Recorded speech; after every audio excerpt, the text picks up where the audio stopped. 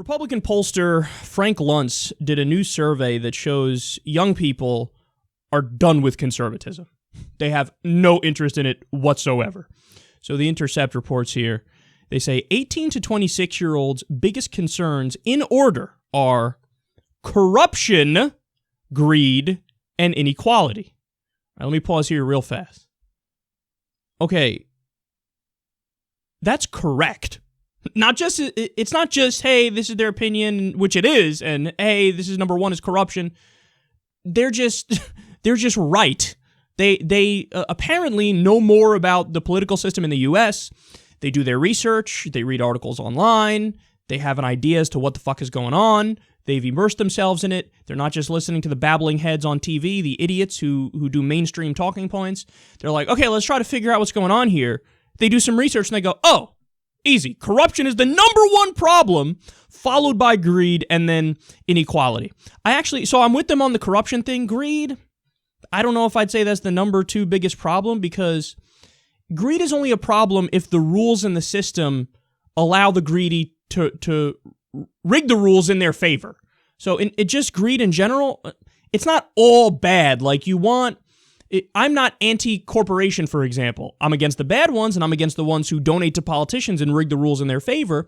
But, are there plenty of good corporations that don't do fucked up shit? Sure. And we should probably acknowledge that. So I wouldn't say greed is the number two problem, because there's all types of greed too. I'm sure you could say Kobe Bryant or Tiger Woods, they were greedy in their lifestyle choice in their career. And in fact, Kobe has said that. Yeah, it was just all about basketball. Super greedy of me. And I kind of neglected people around me.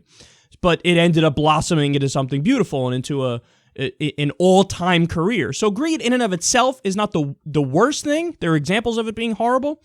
I wouldn't say it's number two, but I still get where they're coming from. So we got corruption number one, greed number two, and then inequality number three. They continue here.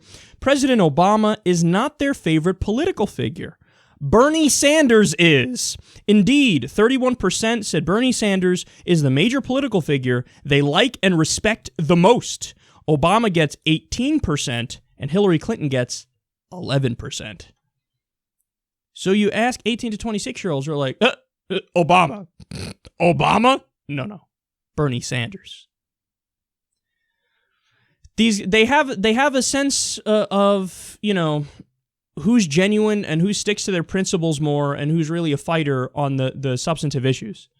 It's just something that 18 to 26-year-olds have. Again, I think they're just more informed than other generations. Now, they say, in response to the question, which type of political system do you think is the most compassionate?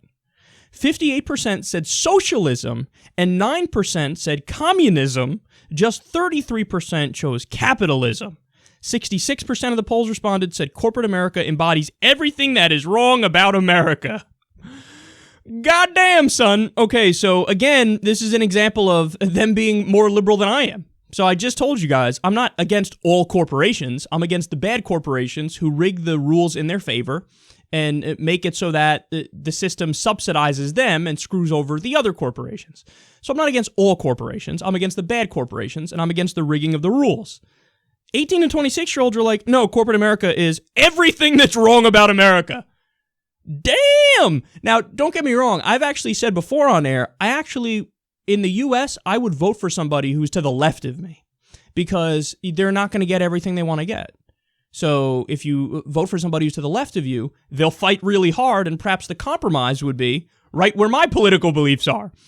So, I do have minor disagreements with them here, but I think the younger generation is on the right track. Now, when 58%, number one, said socialism is the most compassionate system. Again, that's a little to the left of me. Now, I get it, the way they framed it, that's actually a fair response, because they just gave you socialism, communism, and capitalism.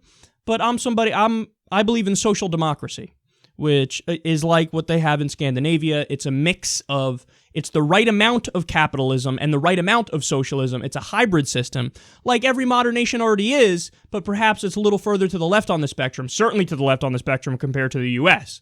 But the younger generation is like socialism number one, then capitalism, then communism at the very bottom. I have to say, I'm actually very happy that, young people aren't going all the way to communism, because most versions of communism, at least how it ends up effectively being implemented, It's like authoritarian leftism. Whereas different versions of socialism, like social democracy, that's basically libertarian leftism. So no control of your private life and stuff like that. You do whatever the fuck you want, but you have an economy that makes sense and kind of works for everybody.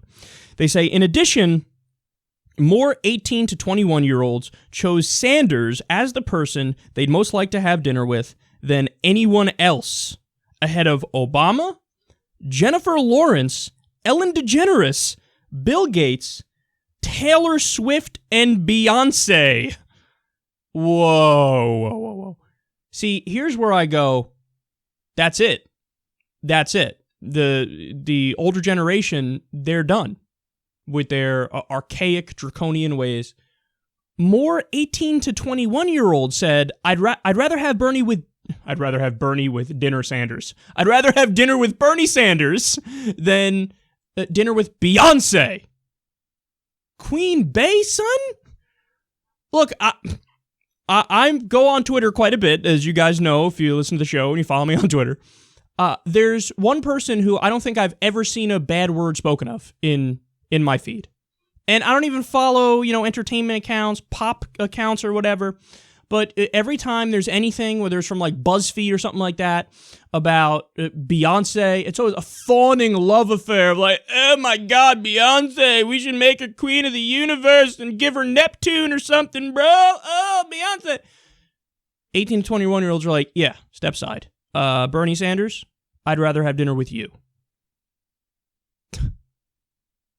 Dude, the people running the system right now are dinosaurs. Obama is a dinosaur. Obama is a pro-establishment, a pro-corporatist, centrist politician, or center-right politician. He's the same kind of Democrat as Hillary Clinton and Bill Clinton, the new Democrat, who they do triangulation. I sometimes agree with the Republicans, I sometimes agree with the Democrats. 18 to 26-year-olds are like, fuck off. The Republicans are crazy. And I said this on Twitter the other day. If you're a Democrat and you agree the Republicans are crazy, then when you say let's compromise and negotiate, aren't you saying, let's be half crazy? We'll meet halfway between crazy and not crazy. Well, the younger generation gets that logic, and they say, yeah, no, I'm not interested in them. I think they're all corrupt. I think they're stupid with their fundamentalist religious beliefs and trying to push it on everybody. Here's what we believe in. We believe in actually trying to create a better society on this planet and, doing a socialist system or a social democratic system and, having it make sense. That's what we want. These numbers were so overwhelming that Frank Luntz, who's the Republican pollster who did this, he said when discussing it that the younger generation is, quote, terrifyingly liberal.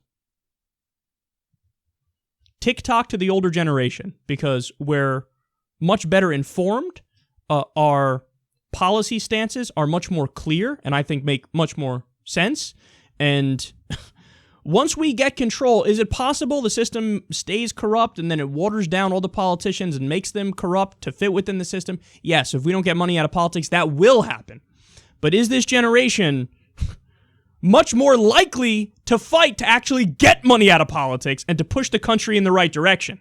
Yes. Yes times a trillion.